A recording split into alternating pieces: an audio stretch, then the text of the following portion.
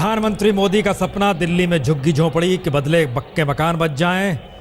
मोदी का सपना जिनका जो काम है उन्हें सौंप दे दिल्ली की जनता। आग्रह यही कि स्थिर सरकार दें। झूठ है कि 58 बरस रिटायरमेंट उम्र होगी, ऐसा कुछ भी नहीं। तो प्रधानमंत्री मोदी ने 45 मिनट के अपने भाषण में, 45 ना कहें 47 मिनट के अपने भाषण में एक बार भी आम आदमी पार्टी का नाम नहीं लिया, एक बार भी अरविंद केजरीवाल का नाम नहीं लिया।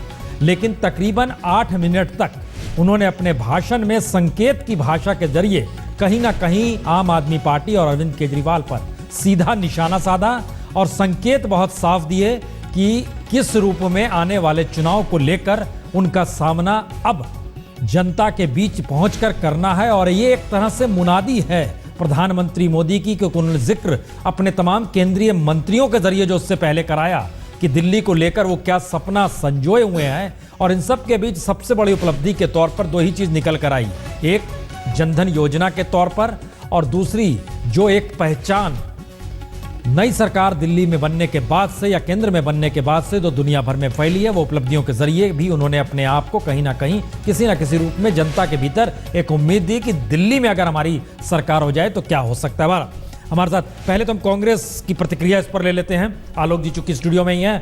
आलोक जी, कांग्रेस उस रूप में बीजेपी के निशाने पर नहीं है जैसे आम आदमी पार्टी है, आप उस रेस से बाहर हैं।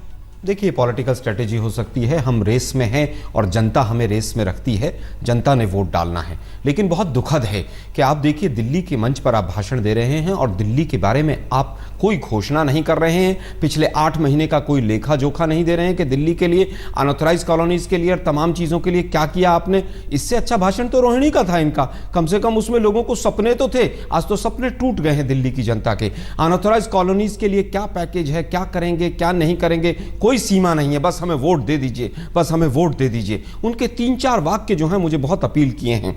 उन्होंने कहा झूठ की फैक्ट्री। झूठ की फैक्ट्री तो जैसे केजरीवाल जी चलाते हैं वैसे मोदी साहब भी चला रहे हैं। काला धन वापस आ गया है, तमाम दिल्ली में अच्छे दिन आ गए हैं। National bureau of crime records कह रहा है कि साहब क्राइम दिल्ली में बंद हो गया है। दिल्ली पुलिस के कमिश्नर कह रहे हैं कि क्राइम 4 गुना घट गया है, अच्छे दिन आ गए हैं। इन्होंने दूसरा कहा, दूसरे झूठ बोलने वालों को जनता सबक सिखाती है। आज बीजेपी को जनता सबक सिखाने के मूड में है कि मोदी साहब आपने कहा था कि 8-7 कमल दे दीजिए दिल्ली में मुझे, 7 के 7 कमल आपको दिल्ली की जनता ने दिए, लेकिन आपने दिल्ली की जनता में को बदले में क्या कमल की डंडी और झड़ता हुआ पानी भी दिया। इस पे हम एक मिनट, हम जरा सा रोक रहे हैं इस पे, क्योंकि हमको लगता है सारे मेहमानों से पहले एक प्रतिक्रिया जरूर लेनी चाहें। आलोक जी, क्या वजह रही, नाम नहीं लिया आम आदमी पार्टी का लेकिन संकेत की भाषा बहुत साफ तौर पर प्रधानमंत्री मोदी ने रखी है। देखिए, जैसा हम पहले भी बात कर रहे थे कि अपर मिडिल क्लास को भी एड्रेस किया, अराजकतावादी, वो जिस तरह से रेल भवन के सामने और उसके पहले जिस तरह से आंदोलन किया था, केजरीवाल के खिलाफ एक भावना बढ़ी थी, उसका फ़ायदा। और दूसरी तरफ जो वायदे किए थे वो पूरे नहीं कर पाए, तो निश्चित रूप से आम आदमी पार्टी पर निशाना। लेकिन प्रसून जी, आपने ध्यान दिया, उससे पहले उन्होंने, कांग्रेस ने बड़ा बर्बाद किया, भ्रष्टाचार किया, बैंक अकाउंट, बैंक राष्ट्रीयकरण जो सबसे बड़ा मुद्दा था कांग्रेस की सरकार का इंदिरा गांधी के समय में, उस पर उन्होंने कहा कि कुछ नहीं हुआ था। ये कांग्रेस को संभालना होगा कि उसने कुछ किया है नहीं किया। लेकिन उन्होंने दोनों को निशाना बनाया, लेकिन बड़ा निशाना आम आदमी पार्टी है। नाम क्यों नहीं लिया? नहीं, इसलिए कि वो केजरीवाल को अपने मुकाबले में खड़े हुए नहीं देखना चाहते। देखिए, केजरीवाल जरूर चाहते हैं कि मोदी, नाम क्यों लिया मोदी वर्सेस, उससे पहले हर नेता ने नाम क्यों लिया, अमित शाह तक ने नाम लिया। इसलिए चूंकि प्रधानमंत्री के पद पर वो उस कद के साथ अपने कद की तुलना नहीं करना चाहते। दूसरे नेता तो केजरीवाल से भी शायद कमजोर भी होंगे, जिनकी कोई जड़ें नहीं है, ऐसे नेता भी। संजय जी, नाम क्यों नहीं लिया गया? बिल्कुल, मुझे लगता है प्रधानमंत्री की अपनी थोड़ी सी शालीनता कि लोग ये ना कहें प्रधानमंत्री होकर के एक छोटे नेता, एक छोटी सी पार्टी के एक बड़े नेता से आप मुकाबला कर रहे हैं, इस शालीनता को बनाए रखने के लिए मुझे लगता है उन्होंने नाम नहीं लिया। और भाषण के पहले भी मैं जैसा कह रहा था, कुछ चीज़ें मैं जो अनुमान लगा रहा था, बिल्कुल उसी अनुमान के मुताबिक आम आदमी पार्टी का नाम नहीं लेना है और केजरीवाल ये एक स्ट्रेटजी का हिस्सा रहा। तमाम सांसद आए, प्रदेश अध्यक्ष आए, पार्टी अध्यक्ष आए, सभी ने नाम लिया, जो कुछ प्राइम मिनिस्टर ने नाम नहीं लिया। प्राइम मिनिस्टर ने नाम लिया, जो कुछ वो कहना चाहते थे, जो कहना चाहते थे लेकिन कहना अपने मुंह से नहीं कह सकते थे, उसको उन्होंने दूसरे नेताओं से कहलवा दिया। बाकी जितने नेताओं ने मंच से भाषण दिया, सब ने आम आदमी पार्टी और केजरीवाल का नाम लेके पार्टी की भर्त्सना की, उनके पॉलिसीज की भर्त्सना की। हमें लगता है हम एक बार जरा सुनाइए, क्योंकि ये बड़ा महत्वपूर्ण है। अगर दिल्ली में चूंकि रामलीला मैदान के चारों ओर पोस्टरों के जरिए आम आदमी पार्टी ने कुछ संदेश अपने तरीके से मुद्दों को उठाया, पहले सुनिए क्यों नाम नहीं लिया, और नाम अगर नहीं लिया गया तो उसमें संकेत बहुत साफ थे कि ये नाम हम लेना चाह रहे हैं। जरा सुनिए इस बात को जो प्रधानमंत्री मोदी के भाषण में आम आदमी पार्टी और केजरीवाल पर निशाना साधा गया। आप मुझे बताइए, आपने कभी ऐसे राजनेता देखे हैं जो खुद कहें कि हां मैं एनार्किस्ट हूं, मैं एनार्की में विश्वास करता हूं? ऐसे कोई राजनेता सोच सकते हैं भैया? अगर आपको एनार्की करनी है, एनार्किस्ट हो, तो जाकर के जंगलों में नक्सलवाद वालों के साथ जुड़ जाओ। वही तो वो कर रहे हैं। दिल्ली को नक्सलवाद की लपेट में नहीं लाया जा सकता, दिल्ली को एनार्की में नहीं लाया जा सकता। यहां सभ्य समाज रहता है, देश की राजनीति यहां से केंद्रित होती है। विश्व में दिल्ली की एक शान होनी चाहिए, उस शान को एनार्की की तरफ नहीं जाने देना चाहिए भाई। एक सुशासन चाहिए, दिल्ली को व्यवस्था चाहिए, दिल्ली को जवाबदेह लोग चाहिए, जवाबदेह सरकार चाहिए। अनार्की से दिल्ली का भला नहीं होगा और दुनिया में हिंदुस्तान की छवि बर्बाद होकर के रहेगी। संजय कौल जी, प्रधानमंत्री के भाषण में संकेत के तौर पर आम आदमी पार्टी पर निशाना साधना, अरविंद केजरीवाल का नाम ना लेते हुए भी उनके जरिए जो संकेत की भाषा, जरूरत क्यों थी? संकेत के तौर पर सीधे नाम भी लिया जा सकता था। नहीं, अगर आपने ध्यान से सुना हो तो उन्होंने कांग्रेस के बारे में बहुत कुछ कहा, उसमें भी किसी का नाम नहीं लिया मेरे हिसाब से। तो जब मुद्दों का डिस्कशन हो तो जाहिर है अच्छा है कि पर्सनालिटीज़ पे ज़्यादा फोकस होना भी नहीं चाहिए। आम आदमी पार्टी का अपना डीएनए है, कांग्रेस का अपना डीएनए है। 15 साल कांग्रेस का राज रहा है, जो हालत है वो आज आपके सामने है। साल भर आम आदमी पार्टी की वजह से ख़राब हुआ, जो हालत है वो भी आपके सामने है। तो जाहिर है कि हम हालातों के बारे में चर्चा कर रहे हैं, उनको बदलने की कोशिश कर रहे हैं। मोदी जी का डेवलपमेंट एजेंडा किसी की पर्सनैलिटी पे बेसिस होना ही नहीं चाहिए। लेकिन इससे पहले जो सांसदों ने नाम लिया, प्रदेश अध्यक्ष ने नाम लिया, बीजेपी के अध्यक्ष ने नाम लिया, वो जरूरी था?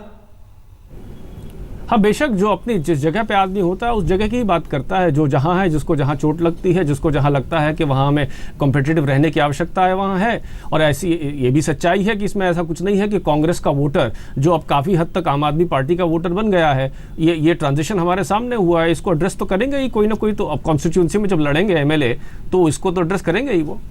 दिल्ली ऐसा शहर है जिसमें देश के अलग अलग हिस्सों से आके लोग बसते हैं, रहते हैं, चले जाते हैं। 2022 तक का सपना हर झुग्गी झोंपड़ी पक्के मकान में तब्दील हो जाए, ये सपना कहीं भारी तो नहीं पड़ेगा? क्योंकि लोग तो आते हैं, चले जाते हैं दिल्ली से। नहीं, मगर दिल्ली की आबादी तो आपको पता है कि इतने सालों में इतनी बढ़ गई है। वो लोग चले तो नहीं गए हैं। एक माइग्रेंट पॉपुलेशन होती है जो आती है, काम करती है, चली जाती है। लेकिन जो आता है, बसता है, हम तो उसकी बात कर रहे हैं। जो दिल्ली के नागरिक बनेंगे, जो वोट डालेंगे, जिनकी ज़रूरतों को हम एड्रेस करना चाह रहे हैं। तो जाहिर है कि ये बात कई बार बोली गई है और इसीलिए मुझे लगता है कि मोदी जी ने बार बार कहा कि काम आसान तो नहीं है, लेकिन कमिटमेंट मेरा है। और अगर कोई कर भी सकता है, सारा देश जानता है, तो एक इकलौता आदमी जो अपनी कमिटमेंट देता है और मोदी जी हो, तो हम उसको मानते हैं। अंजना, आप वहीं पर चूंकि मौजूद और वो करंट आप देख पा रही होंगी जो हम लोग यहां से सिर्फ सुन पा रहे थे। किस रूप में था ये पूरा भाषण देने के दौरान, खासतौर से जब आम आदमी पार्टी को लेकर आखिरी हिस्से में जो तकरीबन 7-8 मिनट का हिस्सा था उसमें जब निशाना साधा गया तब? ऐसा था प्रसून की जैसा शुरू में भी हो रहा था, जैसे वो आम आदमी पार्टी या केजरीवाल का जिक्र करते, यहाँ तालियों की गड़गड़ाहट ऐसे गूंजती। और ये हाँ जना, बीच में सोमनाथ भारती आ गए थे, अपनी बात कह रहे थे और सीधे निशाना प्रधानमंत्री पर साध रहे थे कि वो जो कह रहे हैं वो खुद झूठ का जिक्र कर रहे हैं और कुछ चीज़ों को छुपा रहे हैं। लेकिन वहाँ हम जानना चाहते हैं, वहाँ पर क्या प्रतिक्रिया थी मैदान में? जबरदस्त। जब वो ये अंदाजा भी था शायद प्रधानमंत्री को कि अगर अरविंद केजरीवाल पर नाम लिए बिना भी अगर वो कटाक्ष करते हैं या फिर चुटकी लेते हैं अपने बातों के जरिए, तो जबरदस्त जो लोग, जो भीड़ मौजूद है, उनसे जबरदस्त प्रतिक्रिया आएगी। और वही प्रतिक्रिया आ भी रही थी।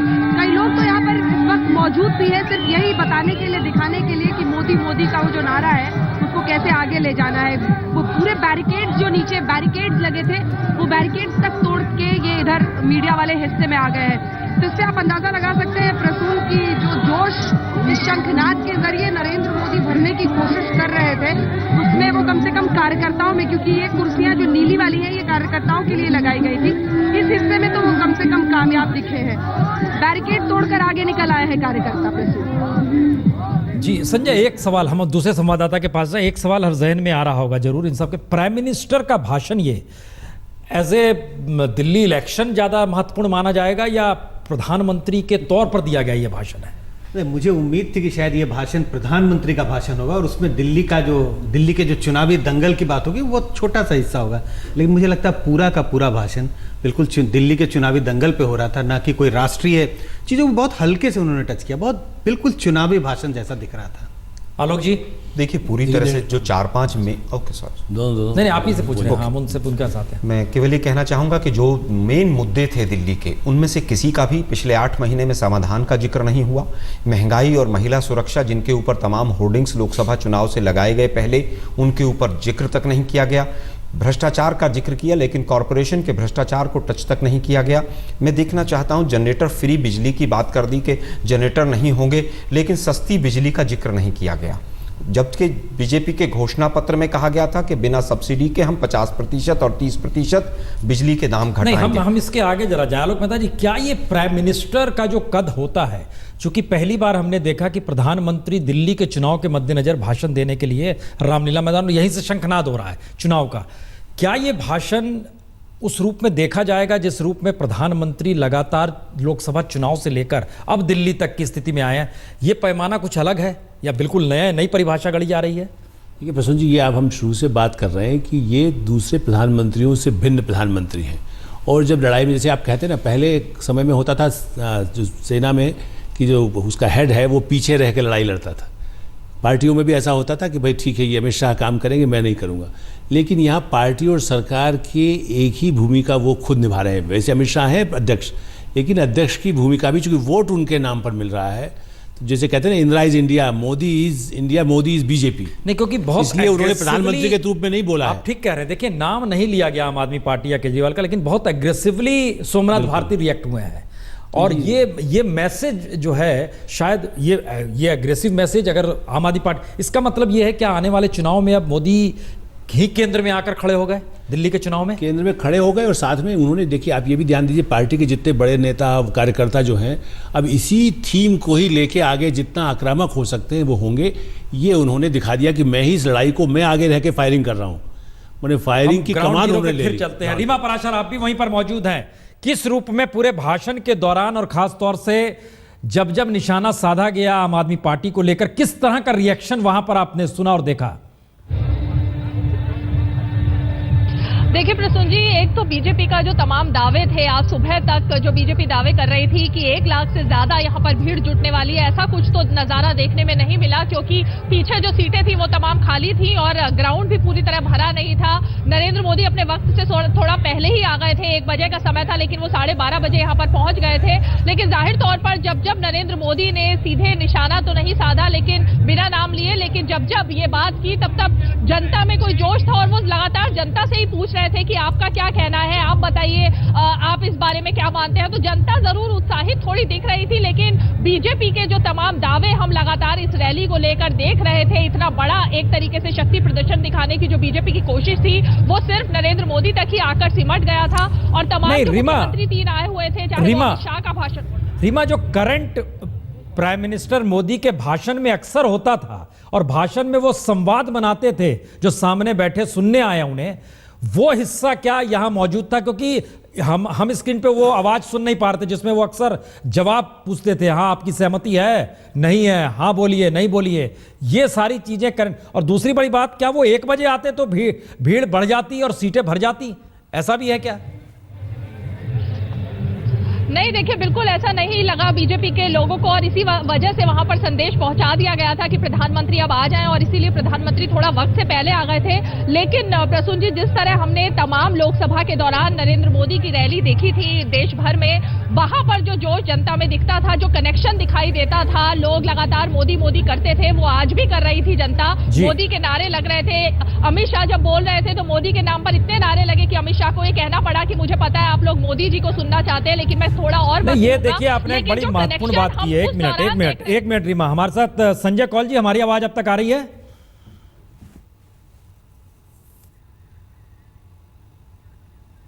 अच्छा, क्योंकि ये सवाल बड़ा महत्वपूर्ण है। अगर कुर्सी खाली रह गई थी तो अब किसकी कुर्सी जाएगी दिल्ली में? क्योंकि जिस तरीके से पूरा इंतजाम किया गया और एक लंबे वक्त से ये देखा जा रहा था, समझा जा रहा था कि दिल्ली में रामलीला मैदान की रैली बहुत मायने रखती है। आलोक जी, आपने बड़ी लंबी पत्रकारिता की है और तमाम प्राइम मिनिस्टर्स को देखा है।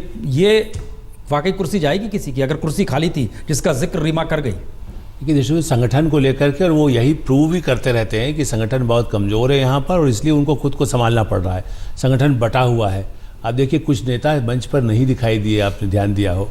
विजय गोयल भी उतना प्रमुखता से जैसे नहीं दिखाई दिए। हर्षवर्धन का भी कहीं कोई जिक्र उस तरह शुरू में आए जरूर थे, गडकरी जी को हमने देखा, वो नहीं, लेकिन गडकरी जी भी प्रभारी रहे हैं। मतलब दिल्ली के पिछले चुनाव में टिकट उन्होंने ही बांटे थे सारे, वही दावा करते थे बहुमत आएगा। तो मोदी जी ने अपने कंधे पर लिया और इसलिए जब ये कहेंगे देखो तुम भीड़ नहीं जुड़ा सकते, लेकिन मुझे लगता है आगे जो भीड़ दिखी, देखिए प्रसून जी, हमारे जैसे आपकी तरह बहुत तटस्थ बात करने वाले उनके सामने कम है। आगे की जो भीड़ दिखाई दे रही है कैमरे में जब दिखाई देगी, उससे मोदी जी संतुष्ट होंगे। ऐसा नहीं होगा कि उससे एक तलवार एकदम सतीश उपाध्याय पर चल जाए, ऐसा मुझे लगता है।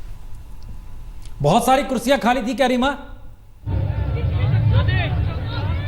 देखिए, हमारा जो अनुमान है 1 लाख का दावा बीजेपी की तरफ से किया गया था, लेकिन यहाँ पर 25 से 30 हजार लोग थे और इससे ज्यादा संख्या नहीं थी। जब तक नरेंद्र मोदी का भाषण चल रहा था तब लोग आ जरूर रहे थे बीच में, लेकिन पीछे का जो ग्राउंड था वो लगभग खाली था और ये बात खुद बीजेपी के नेताओं को भी आभास था और वो आके मीडिया से ही बात कर रहे थे इस बारे में कि क्या अनुमान लगाया जा रहा है भीड़ के बारे में। लेकिन जाहिर तौर पर जो बीजेपी का शक्ति प्रदर्शन का नाम बीजेपी ने दिया था, ऐसा कुछ कम से कम दिखाई नहीं दिया जोश। क्योंकि आमतौर पर होता है जब 1 लाख दावा करते हैं, 30,000 40,000 पर हमेशा उसको 3 गुना करके दावे कर दिए जाते हैं। इसलिए इतना बेनिफिट ऑफ डाउट आपको देना चाहिए।